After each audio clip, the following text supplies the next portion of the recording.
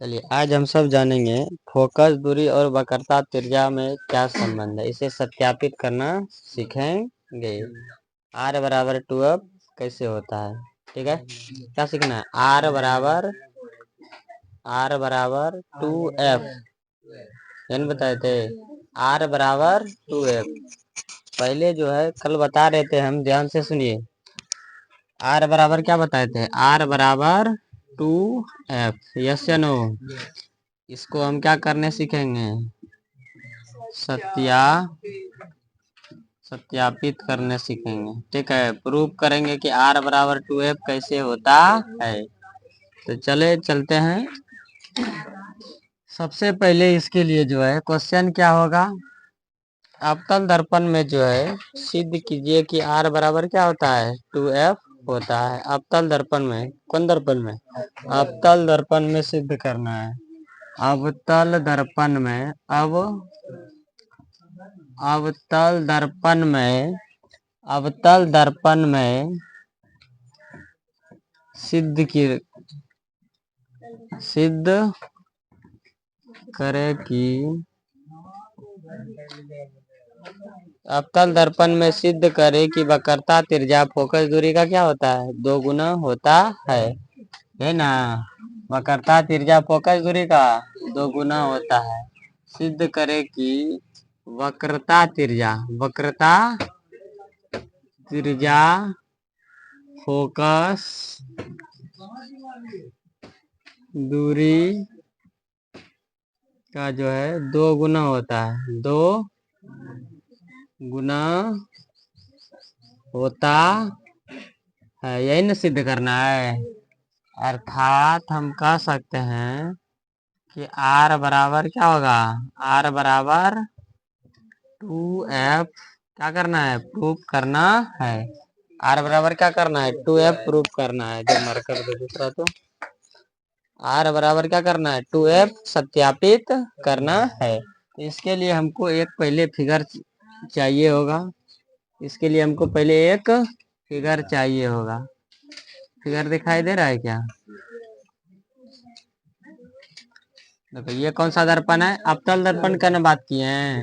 अवतल दर्पण लेंगे, इसमें जो है एक मुख्य अक्ष पहले देंगे, ठीक है। एक क्या देना है, मुख्य अक्ष, और इसको क्या कहते हैं, P कहते हैं। और बीच में क्या रहता है, C रहता है। यहाँ क्या रहेगा, F रहता है कि नहीं, समझिए। यहाँ तक आपको समझ में आ रहा है। इसका नाम कुछ भी रख सकते हैं आप, मान लो M, और मिरर का नाम क्या रख दिया, M और N। समझ में आ गया। अब यहाँ से आपको क्या करना है, समझते जाइए। यहाँ से एक वस्तु को आपको रखना है, यहाँ क्या करना है, एक वस्तु को रखना है। वस्तु कहीं भी रखा जा सकता है कि नहीं। अब यहाँ से मान लीजिए कि हम बताए थे किसी वस्तु से कितने किरण निकलती है, 2 किरण। किसी वस्तु से 2 किरण निकलती है, किसी वस्तु से 2 किरण निकलती है, यस नो। किसी वस्तु से 2 प्रकार की किरण निकलती है।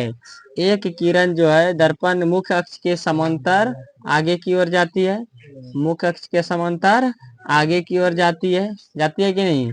और दर्पण से टकराने के बाद पार हो जाएगा, तो कहाँ से गुजरेगा, फोकस से होके गुजरेगा कि नहीं, समझ में आ गया।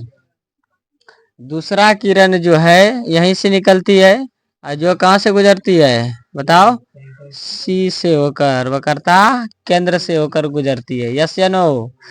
जहां पर क्या होगा, कटेगा, वहीं इसका क्या बनेगा, प्रतिबिंब बनेगा। तो यहाँ प्रतिबिंब बन जाएगा क्या, समझ में आ रहा है क्या। ये इसका नाम हम कुछ भी रख सकते हैं। ये वस्तु न है, ये वस्तु न है, इसको मान लेते हैं एम और एन, कोई दिक्कत।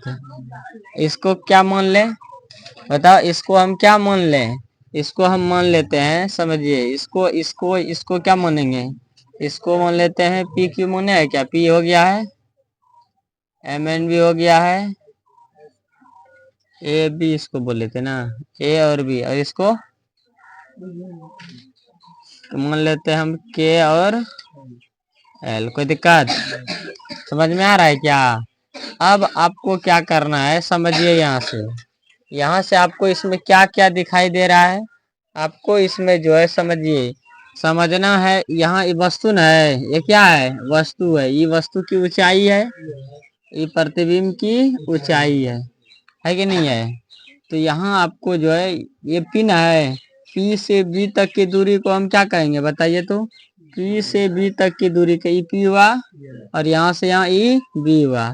पी से बी तक की दूरी को यू कहते हैं, वस्तु की दूरी हुआ। ध्रुव से वस्तु की दूरी को हम क्या कहते हैं, यू कहते हैं। वस्तु की दूरी को यू से सूचित किया जाता है, वस्तु की दूरी को यू से सूचित किया जाता है, बताए थे क्या, समझ में आ रहा है। पी से ए बी बी तक, पी से बी की दूरी को यू कहते हैं, पी से बी की दूरी को यू कहते हैं। और पी से के की दूरी को, पी से के की दूरी को, तो इतना सा है, समझने के लिए हम यहाँ से यहाँ तक दे देते हैं, ये ना। पी से के का दूरी जो है उसको क्या कहते हैं, भी कहते हैं कि नहीं। पी से के की दूरी को भी कहते हैं। उसके बाद बताइए, उसके बाद आपको क्या करना है, पी से एफ तक का दूरी जो है, छोटी एफ कहलाएगा, फोकस दूरी जिसको कहते हैं। यहाँ तक की दूरी को क्या कहते हैं, एफ कहते हैं क्या, बोलो, समझ में आ रहा है कुछ। ये पी हुआ, यहाँ से यहाँ कहाँ तक, बी तक, ये पी से बी तक हुआ, ये पी से के तक हुआ, और ये पी से एफ तक हुआ कि नहीं हुआ। तो ये पी से बी तक की दूरी को यू कहते हैं, क्योंकि यू के वस्तु की दूरी को यू से सूचित किया जाता है, प्रतिबिंब की दूरी को भी से सूचित किया जाता है, और फोकस दूरी को एफ से सूचित किया जाता है। ये सब बताए थे कि नहीं बताए थे, समझ में आ रहा है, आपको समझ में आ रहा है कि नहीं। अब और जो है यहाँ से, अब यहाँ से जो है, यहाँ पी से सी की दूरी को, पी से सी का दूरी, पी से सी का दूरी, तो यहाँ से हम कर देते हैं पी से सी, यहाँ तक है, यहीं तक ना है। पी से सी का दूरी, किसका दूरी, सी का दूरी को हम क्या कहते हैं, आर कहते हैं, यही ना कहते हैं, समझ में आ रहा है कि नहीं आ रहा है। अब यहाँ से अगर आप चिन्ह परिपाटी देखिएगा, तो किरण किधर जा रही है, उधर जा रही है, सबका दूरी इधर माप रहे हैं कि नहीं। इसका मतलब एफ माइनस में जाएगा, भी किस में जाएगा, माइनस में। चिन्ह परिपाटी बताए थे कि नहीं, आर भी किस में, यू भी किस में, विपरीत दिशा में। आपतित किरण के विपरीत दिशा में जो भी दूरी मापी जाती है सभी ऋणात्मक होती है। किरण, यहाँ से किरण निकल रही उस दिशा में जा रही है कि नहीं, लेकिन दूरी हम उधर से माप रहे हैं, किरण उधर जा रही है, दूरी उधर से माप रहे हैं, तो उल्टी दिशा में है, विपरीत दिशा में दूरी। पी से एफ, पी से के, पी से सी, पी से बी, सबका उल्टा दिशा में दूरी मापे हैं, मापे नहीं, किरण उधर जा रही है, इधर। इसका मतलब ये हुआ कि यहाँ सारा का सारा एफ बी आर यू क्या हो जाएगा, माइनस में जाएगा कि नहीं जाएगा। इतना टा समझने में कोनो दिक्कत नहीं। अब यहाँ से ये सब था बात की बात। अब यहाँ से हम समझते हैं, अब हल करते हैं इसको, क्या करते हैं, हल।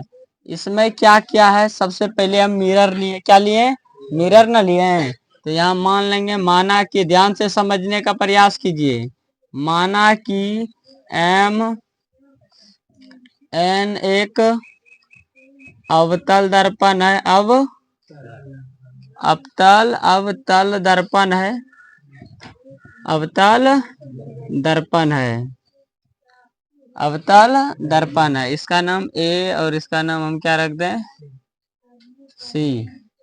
सी है, ए डी रख देते हैं, ठीक है। अवतल दर्पण है, माना कि ए एम एन क्या है, अवतल दर्पण है, जिसमें जो है ए डी आपतित किरण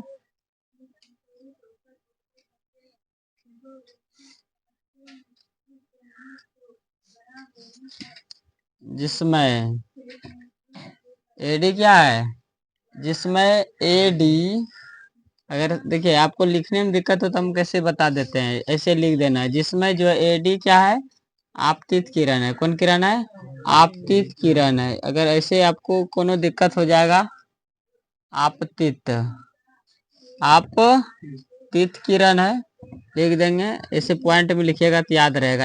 एडी क्या है, आपतित किरण है। एडी कौन किरण है, आपतित किरण, आने वाली किरण को आपतित ना। और ये जो है आपका कौन है, डी और एल, डी और एल कौन है, डी एल, डी और एल हम कह देंगे कौन किरण है, परावर्तित किरण है। यस या नो, सबको लिखना है आपको, ठीक है। उसके बाद क्या है, एफ क्या है इसमें, एफ क्या है, फोकस है। एफ क्या है, फोकस है, ये तो समझ में आ रहा है। एफ क्या है, फोकस है।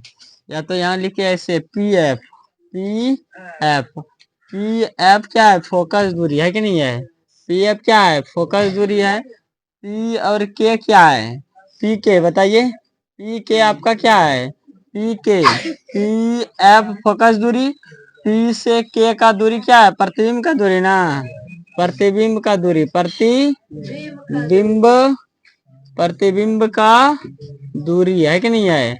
उसके बाद यहाँ से पी से के हो गया, पी से सी, वक्रता त्रिज्या, पी से सी क्या है, वक्रता त्रिज्या है ना, है वक्रता त्रिज्या है। और पी से बी, पी से बी क्या है बताइए, वस्तु की दूरी है, वस्तु की दूरी है। यस या नो, समझ में आ गया। और लिखना है तो आप लिख सकते हैं, ए बी क्या है, प्रतिबिंब वस्तु की ऊंचाई, और के एल क्या है, प्रतिबिंब की ऊंचाई। ए बी क्या है, ए बी वस्तु की ऊंचाई, वस्तु की ऊंचाई, सब लिख लीजिए, याद रहेगा कभी देखिएगा तो। के एल क्या है, प्रतिबिंब की ऊंचाई है ना, है प्रतिबिंब की ऊंचाई। कौन दिक्कत, समझ में आ रहा है यहाँ तक, यहाँ तक आपको समझ में आया कि नहीं आया, समझ में आ गया यहाँ तक। अब आपको यहाँ थोड़ा सा क्या करना है, रचना करना होगा। क्या करना होगा, रचना, क्या करना होगा, रचना। ध्यान से समझिए, रचना में क्या करना है, सुन रहे हैं, ये आपतित किरण है, ये परावर्तित किरण है। समझिए, यहाँ हम बताए थे प्रकाश का परावर्तन, ये आपतित किरण, ये परावर्तित किरण। यस या नो, आने वाली किरण को आपतित और लौटने वाली किरण को परावर्तित। इसके बीच में जो होता था वो अविलंब होता था। यस या नो, अविलंब होता था। अविलंब क्या करता था, इस दोनों बराबर बराबर कोण में बांटता था, जितना ई होगा उतने ई वाला होगा। यस या नो, समझ में आ रहा है। तो ई कोण और ई कोण क्या हो जाएगा, बराबर हो जाएगा। ये आपतित किरण है, ये परावर्तित किरण है कि नहीं है। और इसके बीच में क्या डालेंगे, अभिलंब। इसके बीच में क्या डालना है, अभिलंब। इसके बीच में क्या डालना है, अभिलंब। कोई दिक्कत है, समझ में आ रहा है। इसका मतलब साइन आई हो जाएगा और ये क्या हो जाएगा, साइन आर। समझ में आ गया। रचना में क्या करेंगे, डी को सी से मिलाया, डी को क्या किए, डी को सी से मिलाया ना, डी को क्या किया, सी से मिलाया, डी को सी से मिलाया, बस अपने तक किए हैं। इसीलिए यहाँ हो जाएगा, इसीलिए साइन आई जो है बराबर होगा साइन आर का। आई और आर कौन क्या होगा, बराबर ना होगा, नहीं हो जाएगा। अब यहाँ से प्रमाण में लिखना है आपको, समझने का प्रयास कीजिए। प्रकाश के परावर्तन के नियम से, प्रकाश के परावर्तन का नियम कहता है कि साइन आई और साइन आर क्या होगा, बराबर होगा। सही यहाँ नहीं लिखना है, छोड़ दीजिए। प्रकाश के परावर्तन, देखिए ये क्या है, अविलंब है। ये क्या है, डीसी क्या है, अविलंब है। डीसी का है, अविलंब है, क्योंकि ए डी आपतित किरण है ना, और डी और एल क्या है, परावर्तित किरण है। इसके बीच में जो लंब डालेंगे वही क्या कहलाएगा, अविलंब होगा। यहाँ देखो ना रे, अविलंब होगा। समझ में आ रहा है अविलंब कौन है? इन तीनों रेखा में कौन अविलंब है, बीच वाला है कि नहीं है। अविलंब क्या करता है, दोनों कोण को बराबर बराबर भागों में बांटता है। तो प्रकाश के परावर्तन के नियम में पढ़े थे, आपतित किरण के उधर जो बनेगा वो आपतन कोण कहलाएगा। ये कौन कौन कहलाएगा, आपतन कोण कहलाएगा कि नहीं, आपतन कोण। और ये वाला कौन, परावर्तन कोण कहलाता है कि नहीं, परावर्तन कोण। तो आपतन कोण परावर्तन कोण बराबर होता है किस नियम से, प्रकाश के परावर्तन के नियम से। बताए थे प्रकाश के परावर्तन में, प्रकाश के परावर्तन में हम बताए थे आपतन कोण क्या होता है, बराबर होता है। प्रकाश के परावर्तन के नियम में बताए थे आपतन कोण और परावर्तन कोण बराबर होता है। तो यहाँ हम लिख सकते हैं, समझिए, यहाँ कोण आई बराबर कोण आर, इसी को हम समीकरण 1 मान लेंगे।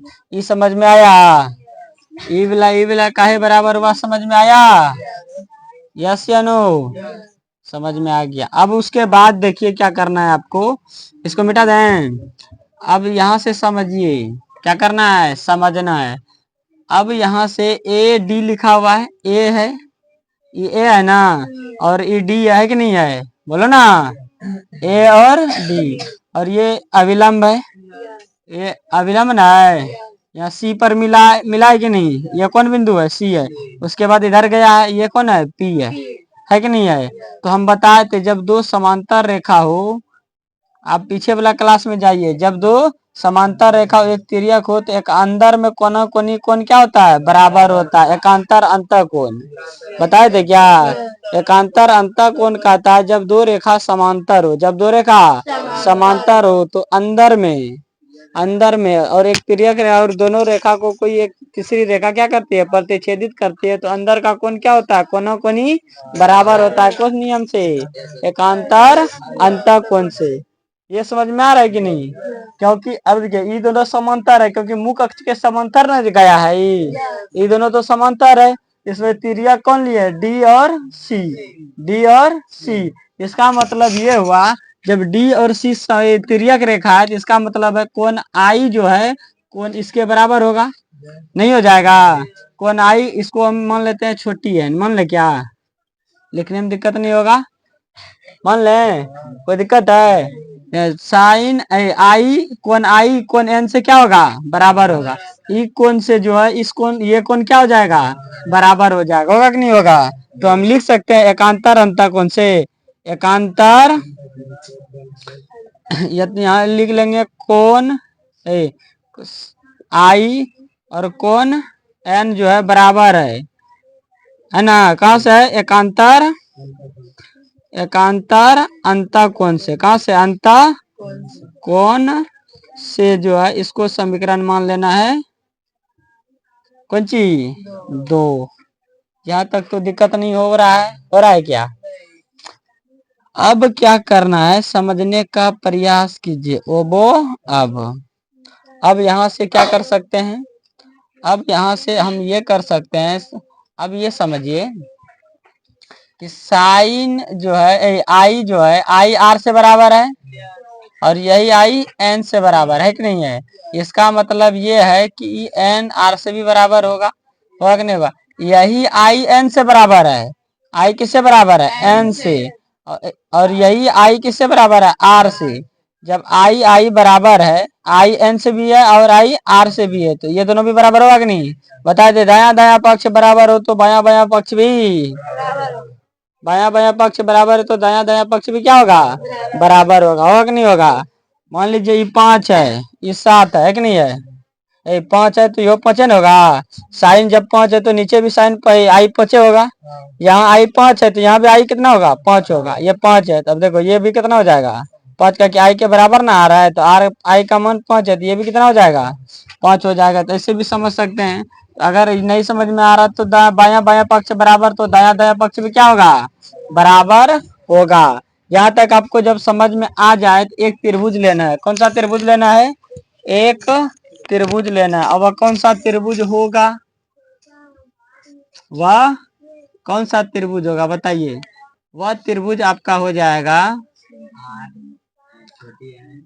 यहाँ से लेना है, क्या लेना है, D C P, D C P. अब हम ये बताए थे, समझने का प्रयास कीजिए ध्यान से, ध्यान से। D C P, D C P इधर बना दें, ये वाह ऐसे न बना है, ये डी है, ये पी और ये सी है।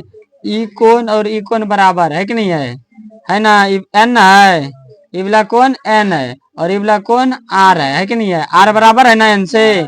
कहाँ से समझ में आ गया कि नहीं, इसीलिए यहाँ नहीं समझ में आ रहा है तो एक काम और कर लीजिए, समीकरण किससे, एक और दो से, समीकरण एक दो से जब आई आई बराबर है तो आर एन भी क्या होगा, बराबर होगा। कौन आई बराबर कौन कौन आई आई, आर बराबर कौन एन, कौन आर बराबर कौन एन, ये समीकरण हो जाएगा तीन हो जाएगा, होगा कि नहीं होगा। अब बताते समान कोण के सम्मुख भुजा बराबर होता है, इसके सामने वाला भुजा ई होगा कि नहीं होगा, बोलो ना रे, नहीं होगा, ये उल्टा हो गया। यहाँ से इस त्रिभुज में हमको कम करना है, D C F, D C F, D C F, इसका इसमें इसमें इसमें इसमें समझ में आ रहा है कि नहीं, इसमें कम करना डी सी एफ में, तो ये वाला ऐसे ना है कि नहीं है, ये क्या था, आई था, आर था, है ना। अब यहाँ से देखिए ये एन जो है बराबर होगा कि नहीं होगा, और इसके वाला ये वाला बराबर, समान कोण के सम्मुख भुजा क्या होता है, बराबर होता है। बताए थे कि नहीं, 9th क्लास में प्रूव करने जब हम 6 लेसन पढ़ रहे थे तो उसमें बताए थे सर्वांग समबलम में, समान कोण के सम्मुख भुजा बराबर, तो कोण आर के सामने ये वाला भुजा है, इसका नाम क्या है, एफ है, एफ ना है, यहाँ एफ है, सी एफ बराबर हो जाएगा, ये हो जाएगा, होगा कि नहीं होगा, होगा ना। तो यहाँ से जो है हम क्या लिख सकते हैं, यहाँ देखिए हम यहाँ से लिख सकते हैं सी एफ बराबर, अब क्या लिखेंगे, अब लिखेंगे सी एफ बराबर जो है, इसका नाम क्या था, डी, डी ना, डी एफ, सी एफ बराबर डी एफ का है। तो समान कोण के, समान कोण के सम्मुख, सम्मुख भुजा बराबर होते हैं, या तो समान कोण के सम्मुख भुजा से भी लिख सकते हैं, भुजा से हो जाएगा, समान कोण के सम्मुख भुजा से, ठीक है, यहाँ से हो जाएगा। सी एफ बराबर डी एफ कैसे हुआ, समझ में आया, कौन कौन भुजा बराबर हो गया, सी एफ ये हुआ और डी एफ ये हुआ, सी एफ ये हुआ, डी एफ ये हुआ, ई वाला भुजा और ये वाला भुजा क्या हो गया, बराबर हो जाएगा, नहीं हो जाएगा। इसको हम कुछ मान लेते हैं, इसको भी समीकरण क्या मान लेंगे, 4 मान लेते हैं, 4 बारे, हाँ 4 हो गया, समझ में आ गया यहाँ तक। अब आगे हमको और करना है, थोड़ा नीचे दिखाई दे रहा है क्या, आगे हमको करना क्या है समझिए। यहाँ अगर अगर क्या करते हैं, मान लीजिए इस दर्पण को छोटा किया जाता है, ये दर्पण को क्या किया जाए, छोटा किया जाए, इस दर्पण को क्या किया जाएगा, छोटा किया जाएगा, दर्पण को क्या किया जाएगा, छोटा। अभी इतना बड़ा है ना, उसको छोटा करेंगे, इसको क्या करेंगे, छोटा करेंगे। गूगल में तुम सब एक चीज देखता होगा, गूगल में मैप मैप देखता है कि नहीं, किसी स्थान को खोजते हैं तो वो बिंदा के रूप में दिखाता है कि नहीं, लेकिन जब उसी को जूम करते हैं तो बड़ा होते चला जाता है, होता है कि नहीं होता है, नहीं, देखिए देखा है तुम साहब, गूगल मैप खोलेगा तो उसमें कोनो मान लो सनौला स्थान क्या करना है, टाइप करना, सर्च करना है, तो जैसे देगा ना तो एक सनौला बिंदा देगा, सनौला का एग्जैक्ट पता नहीं देता, लेकिन जब जूम करेगा तो तब देगा कि ये रोड जाता है वहां, ऐसे ऐसे वहां जाके आपको रुकना है कि नहीं है। लेकिन जब उसको क्या करते हैं, क्या बोलता है उसको, छोटा करते हैं तो सब एक ही जगह लगता है। सनहौला, असना, भागलपुर सब क्या एक ही जगह लगता है कि नहीं। उसी तरह से समझ लो, इसको क्या किया जाए, इस दर्पण को छोटा करेंगे तो डीपी एक जगह नहीं लगेगा। तो द्वारा किसको कहते हैं, इस क्षेत्र को। जब द्वारा को छोटा किया जाता है तो डी कहाँ आ जाता है, लगता है प्रतीत पी पर है। कैसा लगेगा, पी पर है। तो एक बिंदु को याद रखना है, द्वारक को छोटा करने पर, द्वारक को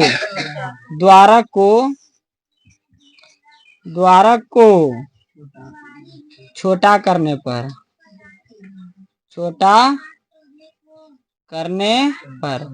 समझ में आ रहा है, नहीं समझ में आ रहा है ना। द्वारक को छोटा करने पर, जब द्वारक छोटा करेंगे, समझिए द्वारक अभी डी यहाँ है, इसको छोटा नहीं करेंगे, द्वारक को छोटा करेंगे तो पी और डी एक जैसा एक जगह पे आ जाएगा। बोलो ना नहीं। तो डी एफ बराबर हो जाएगा किससे, डी पी से बराबर नहीं होगा। डी एफ देखो, मान लीजिए अभी ऐसे है, समझिए यहाँ ऐसे है ना, ये डी है और ये पी है और ये अपना है, इसको छोटा किया जाए तो ऐसे हो जाएगा, एक ही रेखा अपना सब आ जाएगा। यहीं पीओ दिखाई देगा, यहाँ डी भी दिखाई देगा कि नहीं।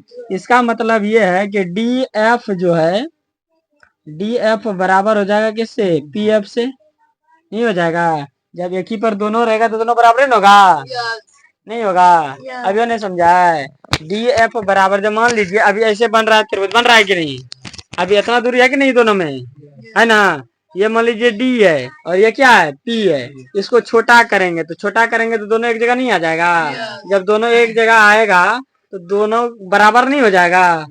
अभी नहीं समझा, जब अभी दूर दूर में दिखाई दे रहा है, काहे कि इसका परावर्तक क्षेत्र बड़ा है, द्वारक क्षेत्र बड़ा ना है, द्वारक क्षेत्र अभी बड़ा है, लेकिन इसको हम क्या कर रहे हैं, छोटा करेंगे सटेगा, जब सटेगा तो दोनों एक ही जगह अपना आ जाएगा। जब दोनों एक ही जगह पे आएगा तो नीचे वाले के बराबर ही ऊपर वाला हो जाएगा, नहीं हो जाएगा। समझ में आया। तो हम यहाँ से लिख सकते हैं जो है डी एफ बराबर पी एफ, लिख सकते हैं कि नहीं लिख सकते हैं। डी एफ बराबर पी एफ, क्या लिख सकते हैं, डी एफ बराबर पी एफ लिख सकते हैं, यस या नो लिख सकते हैं। द्वारक को छोटा करेंगे तो दोनों एक ही जगह पे आ जाएगा, इसीलिए दोनों क्या हो जाएगा, द्वारक को छोटा करने पर डी एफ बराबर पी एफ हो जाएगा, होगा कि नहीं होगा। और समीकरण ये हो जाएगा 5, होगा कि नहीं। इतना सा समझ में आया, अभी नहीं समझ में आया होगा, आया रे, समझ में आ गया आप सबको। आगे आपको करना क्या है, समझिए, छोटी छोटी बातों पर ध्यान दीजिए तब समझ में आएगा। आगे आपको करना है, आप यहाँ से देखिए ई डी एफ है ना, है कि नहीं है, डी एफ, इसको सीधा करके भी हम लिख सकते हैं, लिख दो ताकि आपको जल्दी ज्यादा समझ में आ जाए। डी एफ बराबर डी एफ पी एफ बराबर डी एफ, यहाँ देखिए ये दोनों बराबर ना है, ई डी एफ बराबर है पी एफ से, ये दोनों क्या है, ये दोनों बराबर है, तो पी एफ बराबर डी एफ, पी एफ बराबर डी एफ, इसको समीकरण हम 5 माने थे। अब यहाँ से आप कहिएगा कि देखिए यहाँ भी डी एफ बराबर है सी एफ से, है कि नहीं है, और यहाँ डी एफ बराबर है पी एफ से। जब इसका दाया दाया पक्ष बराबर है तो हम कहेंगे कि बाया बाया पक्ष भी बराबर होगा, है ना। नहीं समझ में आ रहा है, इसका अगर एक तरफ किसी का बराबर है तो दूसरा तरफ ऑटोमेटिक बराबर हो जाता है। अगर एक तरफ बराबर हो तो दूसरा तरफ क्या होगा, बराबर हो जाता है। तो एक तरफ डी एफ सी एफ से बराबर है, यही डी एफ पी एफ से बराबर है, इसीलिए सी एफ बराबर पी एफ हो जाएगा, नहीं हो जाएगा, क्या हो जाएगा, इसीलिए लिखेंगे सी एफ बराबर पी एफ, इसीलिए लिखेंगे सी एफ बराबर पी एफ, लिखेंगे कहां से, समीकरण 4 और 5 से, 4 और 5 से, है ना, 4 और 5 से, इसको समीकरण मान लो 6। अब करना क्या है, अब ज्यादा कुछ करना नहीं है, अब ज्यादा कुछ करना नहीं है। अब आपको लिखना है, समझिए यहाँ, अब आपको क्या करना है, अब लास्ट अंतिम चरण आपको करना है, समझना है आप सबको, क्या समझना है, समझना क्या है, ये P और C ना है, PC बराबर लिखेंगे, PC बराबर पी सी, यहाँ से पी और यहाँ से सी, तो पी सी बराबर क्या लिख सकते हैं बताइए। इसको हम इधर बताते हैं, यहाँ देखिए समझिए, यहाँ से मान लीजिए ये पी है और ये क्या है, सी है कि नहीं है, अब बीच में एफ ना है, बीच में क्या है, पी और सी के बीच में एफ है, तो हम पी सी बराबर, यहाँ से पी और यहाँ से सी, तो पी सी बराबर हम ये कह सकते हैं P F plus F C लिख सकते हैं, नहीं लिख सकते हैं। ये दोनों टुकड़ा को जोड़ेंगे तो बड़का टुकड़ा नहीं बन जाएगा, दोगुना टुकड़ा है, नहीं समझ में आ रहा है। पी सी एक बड़ा टुकड़ा है, ये दो गो टुकड़ा के मिलने से बना है, और वह टुकड़ा कौन कौन है, P F plus F C, P F plus F C, समझ में आ रहा है। ये दोनों का कुल योग ही क्या होगा, पी सी होगा, नहीं होगा। तो हम यहाँ से लिख सकते हैं पी सी बराबर लिख सकते हैं, पी सी बराबर क्या लिख सकते हैं, P F plus F C लिख सकते हैं, यस या नो। पी सी क्या है, पीसी किसको कहते हैं, पीसी, याद देखिए पी और सी को, पी और सी को क्या कहते हैं, आर कहते हैं कि नहीं, आर ना कहते हैं, आर कहते हैं। पी एफ को क्या कहते हैं, पी और एफ को एफ ही कहते हैं, यस या नो, एफ ना कहते हैं, पी और एफ को क्या कहते हैं, एफ कहते हैं, समझ में आ रहा है। उसके बाद जो है फिर लिखेंगे प्लस, क्या लिखना है, प्लस लिखेंगे, कोई दिक्कत है। उसके बाद जो है हमको क्या करना है, उसके बाद इस सबको हम मिटा देते हैं, इस सब का काम ऐसे है नहीं, इसको हम बताए थे, यहाँ से आपको बस समझना है। ये इसको क्या कहते थे, एफ, और यहाँ से यहाँ तक की दूरी को क्या कहते थे, यू, और यहाँ से पी से जो है यहाँ तक का जो बी तक का जो दूरी था उसको क्या कहते हैं, उल्टा हो गया, ये भी होगा और ये यू हो जाएगा, ये न हो जाएगा। अब यहाँ से देखो पी एफ लिखा हुआ है, पी एफ को छोटी एफ कहते हैं, और एफ सी कहाँ लिखा हुआ है, एफ और सी, तो एफ सी को क्या कहते हैं, एफ सी देखिए यहाँ एफ सी के जगह पे एफ सी, यहाँ एफ सी है ना, सी एफ या एफ सी वही हुआ, सी एफ या एफ सी या एफ सी वही ना है, सी एफ या एफ सी। तो यहाँ एफ सी को हम क्या लिख सकते हैं, या तो इसी को सही कर लीजिए सी एफ, कोई दिक्कत है। अब देखो सी एफ है ना, सी एफ किसके बराबर है, पी एफ के बराबर बोलो ना, यहाँ पे पी एफ लिख दो, इसको उतार दिए हैं, और सी एफ किसके बराबर है, पी एफ के बराबर है, तो सी एफ के नीचे में भी क्या लिख देंगे, पी एफ लिख देंगे, नहीं लिख देंगे। समीकरण कहाँ से आया, ये 6 से ना, कहाँ से आया, 6 से। यहाँ से समझिए पी एफ के जगह पे पी एफ लिखे हैं, फिर प्लस लिखे हैं, और सी एफ के जगह पर भी पी एफ लिखे, क्यों, क्योंकि सी एफ बराबर है पी एफ से, है कि नहीं है।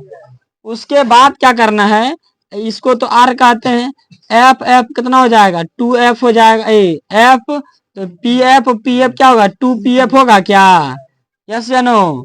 अब यहाँ से आर बराबर हो जाएगा 2 का 2, अब पी एफ को क्या कहते हैं, पी एफ को क्या कहते हैं, एफ कहते हैं क्या, तो यहाँ से हो जाएगा एफ हो जाएगा, क्या हो जाएगा, एफ हो जाएगा, क्या हो जाएगा, एफ हो जाएगा, होगा कि नहीं। तो हम यहाँ से लिख सकते हैं आर बराबर 2f, नहीं निकल गया, निकला कि नहीं। या इसी को हम लिखते हैं, अगर f का मान यहाँ से निकालेंगे, तो f का मान निकालेंगे तो 2 गुना में है कि नहीं है, इधर आएगा भाग में, तो 2 गुना में है, भाग में आएगा, तो r/2 हो जाएगा, तो f बराबर क्या निकलेगा, r/2, और यही क्या हो गया, प्रूव हो गया, नहीं हो गया, प्रूव्ड हो गया, नहीं हो गया रे, बोलो ना, समझ में आया क्या। इतना चीज निकालना है, लेकिन यहाँ देखिए प्रतिबिंब का ऊंचाई का कोई काम नहीं पड़ा क्या, हमको लगा पड़ेगा इसीलिए हम लिख दिए।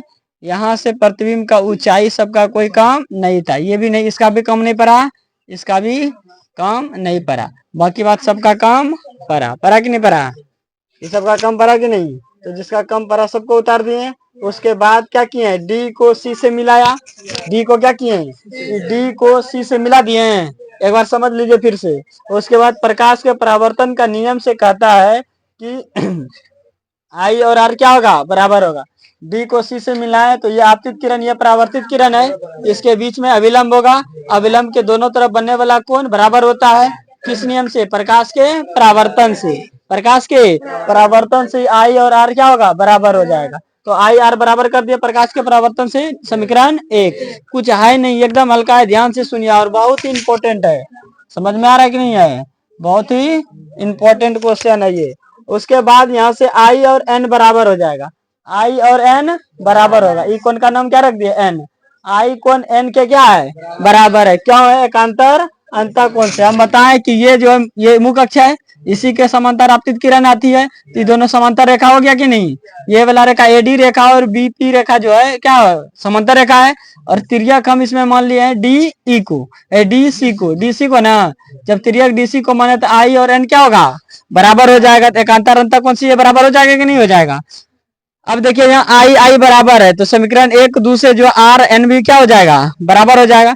जब इसका बाया बाया पक्ष बराबर, दाया दाया पक्ष भी बराबर होगा। आई आई जब बराबर एक तरफ बराबर दूसरा तरफ क्या हो जाता है? ऑटोमेटिक बराबर हो जाता है।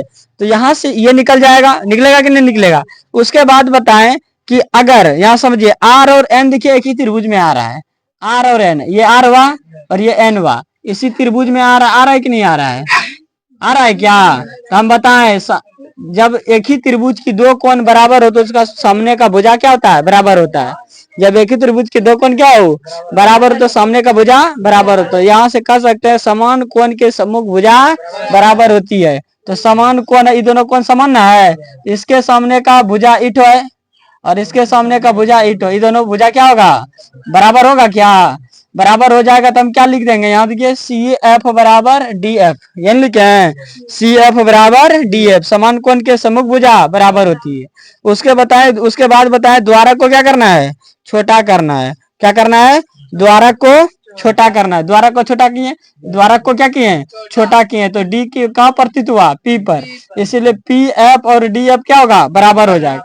ये वाला भुजा इसके क्या होगा? बराबर हो जाएगा। तो पी एफ डी एफ बराबर हो गया। और जब यहाँ से देख रहे हैं डी एफ और पी एफ दोनों क्या है? एक तरफ बराबर है। इस समीकरण में भी डी एफ है, इस समीकरण में भी E D F C F के बराबर है, E D F P F के बराबर। जब इसका दाया दाया पक्ष बराबर है तो इसका बाया बाया पक्ष भी क्या होगा?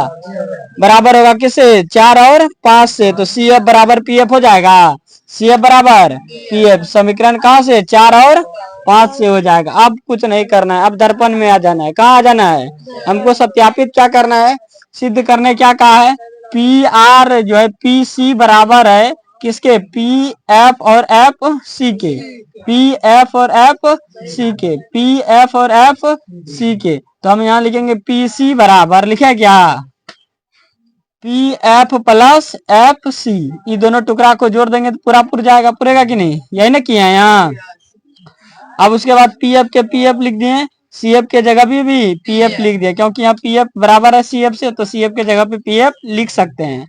आर का आर हो जाएगा पी एफ दो गो है तो 2 पी एफ हो जाएगा, होगा कि नहीं होगा? आर बराबर 2 का 2 यहाँ हो जाएगा, गुना हो जाएगा। दोनों के बीच में क्या है? गुना है। और पी एफ को क्या कहते हैं? एफ कहते हैं। पी एफ को क्या कहते हैं? एफ कहते हैं कि नहीं? तो यहाँ से हो जाएगा आर बराबर 2f, आर बराबर क्या हो जाएगा? 2f हो जाएगा, होगा कि नहीं होगा? अगर यहाँ से f का मान निकालते हैं तो r बटे क्या हो जाएगा? 2 हो जाएगा। इस तरह से अवतल दर्पण में हम सत्यापन करने के लिए क्या कर गए हैं? सीख गए। आपको क्या करना है घर में? इसको सीखने के लिए इतना तो समझ में आ गया, आपको घर में रिवीजन करना है। 2-3 बार इसको बनाइएगा, तभी आपको पूरी तरह से क्या होगा? कंप्लीट समझ में आ जाएगा। समझ में आ गया? आज के लिए इतना ही। उतार लीजिए, बढ़िया से चित्र समेत उतारना है। समझ में आ गया कि नहीं? किसी भी पॉइंट को छोड़ना नहीं है, एकदम खा जाना है, अमृतपान कर जाना है इसमें।